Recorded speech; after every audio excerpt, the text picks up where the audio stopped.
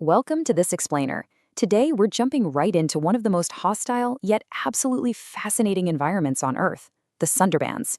We're going to unravel this incredibly deep, complex connection between a literally deadly landscape, its apex predator, and the absolute extremes of human survival. It's a story that blends nature, mythology, and the stark reality of severe poverty in a way you really don't see anywhere else. Let's get into it. So let's zoom out for a second to get the lay of the land. This is the Sundarbans. It's a massive 10,000 square kilometer deltaic swamp forest sitting right on the border of India and Bangladesh. It's actually the most biodiverse mangrove forest in the entire world. You've got the fresh floodwaters of the Ganges and Brahmaputra rivers crashing right into the salty ocean tides of the Bay of Bengal. But it's also a highly vulnerable place. We're talking about millions of people battling severe weather, a landscape that literally shifts beneath their feet, and extreme poverty, just to survive day to day. I think the naturalist Cy Montgomery hit the nail on the head when describing the vibe of this place. She said, "Nature does not obey the rules. Fish climb trees, the animals drink salt water, the roots of the trees grow up towards the sky, and here, the tiger did not obey the same rules." It's such a perfect summary, right? It's an environment where survival demands bizarre adaptations. The deep mud and saltwater tides force everything to evolve differently. And that absolutely includes the massive, looming threat stalking the mangroves. Now, to survive in this kind of sludge and water, the Sundarban tiger actually had to physically change its body.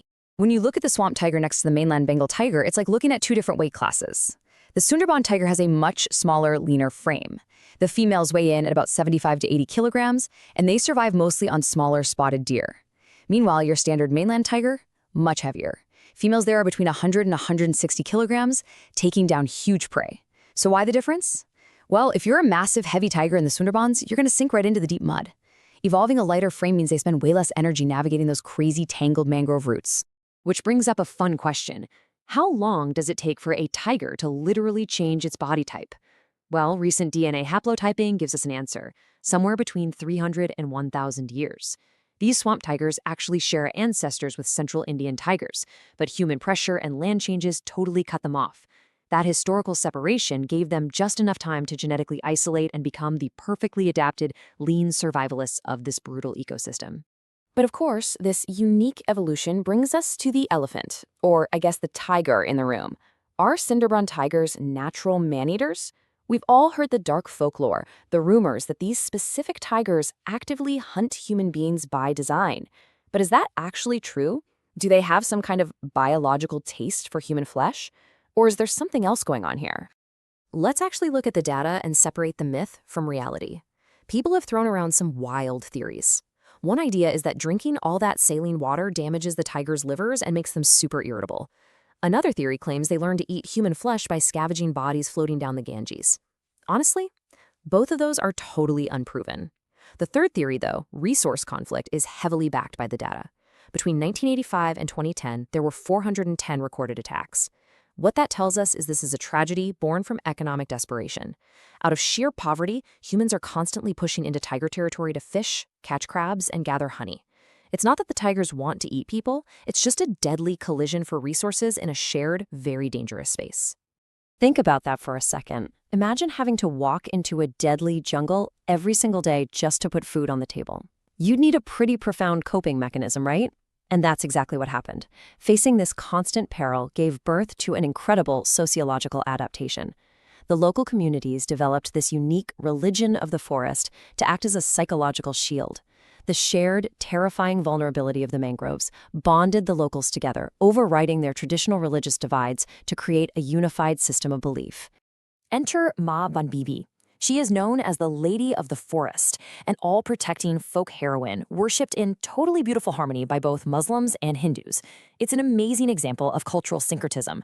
These working-class people have entirely rejected religious extremism because out there in the mud, they are all fighting the exact same struggle.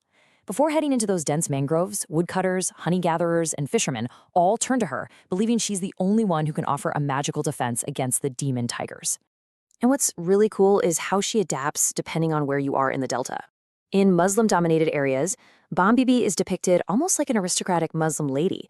She wears a cap, has plaited hair, wears shoes, and worshippers offer her red flags. But over in Hindu-dominated areas, she looks much more like a traditional Hindu mother goddess, wearing crown, heavy jewelry, and she's worshipped with clay idols. But, and this is the key takeaway, the core is exactly the same. The worshippers use common, local verses rather than formal Arabic or Sanskrit. It is a highly practical, totally unified plea for protection. All of this shared faith wraps up into an epic local myth called the Legend of Duque. It acts as both a survival manual and a moral compass. The story goes like this. First, a greedy trader named Devona takes a poor boy named Duque into the forest and actually offers him as bait to the terrifying tiger demon Dakshin Rai just to get some honey. Second, abandoned and terrified, Duque prays to Bombibi. Third, Bombibi and her brother hear his cries, swoop in, and fiercely battle the tiger demon. And finally, the demon is defeated and Duque is saved. The message is clear. If you enter the forest with a pure heart and respect, the Lady of the Forest has your back. But here's the thing. This belief in Bombibi doesn't just stay in the forest. It intimately dictates daily life back at the village. The faith is so absolute that while the men are out risking their lives, their wives are at home strictly following these really poignant safety rituals. Women will stop wearing sindoor or vermilion. Household doors are intentionally left wide open the entire time their husbands are gone. Hens are set free in the goddess's name. And couples even avoid physical intimacy before a trip. It's this profound psychological coping mechanism that ties the physical survival of the men directly to the devotion of the women left behind. But tragically, despite the rituals, the amulets, and the open doors, the tiger still wins a lot of the time. And when it does, it leaves behind a devastating reality, creating what locals call the Bagbidoba. That translates to tiger widows. These are women whose husbands, who were almost always the sole bread earners, were killed by tigers inside the reserve. When a man is taken by the forest, his widow's life turns into a living nightmare that goes far beyond just standard grief. These widows face a totally devastating triple threat. First, there's the sudden extreme poverty because their only provider is gone. Second, they face severe social isolation and stigma from their very own community. Why? Because the local culture often labels them as a mark of disgrace. People will literally blame the widow, assuming her husband was killed because she messed up her rituals at home and brought bad luck. And that leads to the final heartbreaking point, a massive vulnerability to mental illness, deep shame, and helplessness. They are pushed to the absolute fringes of society, essentially punished for a tragedy they had zero control over. As we wrap up this explainer, I want to leave you with a quote that really stuck with me. A new caste is developing in the villages on the edge of the jungle, the tiger widows. I think it perfectly captures the collateral damage of this ecosystem.